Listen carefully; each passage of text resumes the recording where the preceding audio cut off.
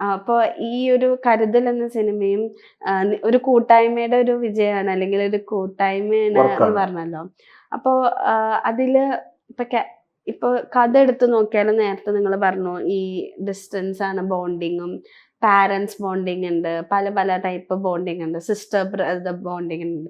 അപ്പൊ ഈ ബോണ്ടിങ് നമ്മുടെ ഇപ്പോഴത്തെ ഒരു കാലത്ത് നിൽക്കുന്നുണ്ടെന്ന് തോന്നുന്നുണ്ടോ? അത്രയും ഇമ്പോർട്ടന്റ് ആയിട്ട് ഒരു പഴയ കാലം വെച്ച് നോക്കുമ്പോൾ നിൽക്കുന്നില്ല എന്ന് പറയുമ്പോഴും പുതിയ കാലത്ത് അതിൻ്റെതായ പുതിയ ശൈലിയിലേക്ക് മാറിയല്ലോ. പഴയ ലോകമല്ല പുതിയ ലോകം.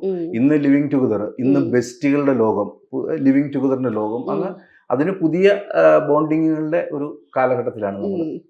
കുറച്ച് വേറെ മോഡേണൈസ്ഡ് ആയിട്ടാണ് ബോണ്ടിങ് ഉണ്ട്, പക്ഷെ അതിന് ശൈലി മാറി എന്ന് മാത്രം.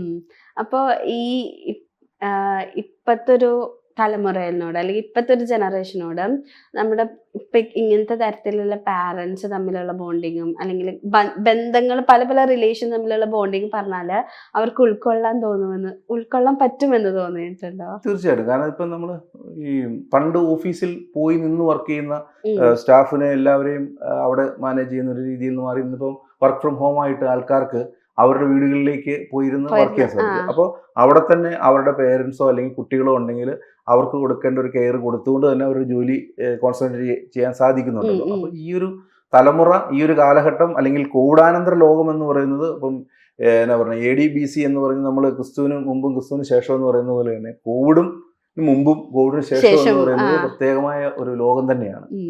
അപ്പോ ഇനി അപ്കമിങ് വർക്ക്സ് എന്തൊക്കെയാണ്? ഇപ്പൊ പുതിയതായിട്ട് ഞാൻ സ്ക്രിപ്റ്റ് എഴുതി വെച്ച ഒരു 3 സ്ക്രിപ്റ്റുകളുണ്ട്. അപ്പൊ അതിന്റെ സാധ്യതകൾ, ഡയറക്ഷൻ, ചില ആളുകളുമായിട്ട് ചർച്ചകൾ നടക്കുന്നുണ്ട്.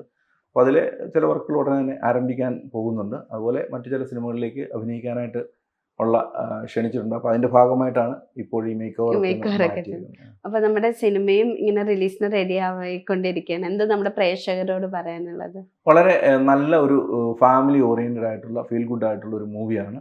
എല്ലാവരും തീർച്ചയായിട്ടും തിയേറ്ററുകളിൽ തന്നെ വന്ന് കാണണമെന്ന് അഭ്യർത്ഥിക്കുന്നു. ഒപ്പം ഇതിനകത്ത് നല്ല രസകരമായ ചില ഗാനങ്ങൾ ഉൾപ്പെടുത്തിയിട്ടുണ്ട്.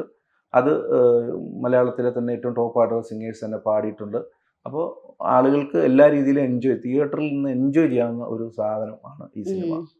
അപ്പൊ ഈ പറഞ്ഞ പോലെ തന്നെ സിനിമ ഹിറ്റ് ആവട്ടെ എന്ന് ആശംസിക്കുന്നു. താങ്കൾക്കും ഒരുപാട് അവസരങ്ങൾ വരട്ടെ എന്ന് ആശംസിക്കുന്നു. Thank you so much.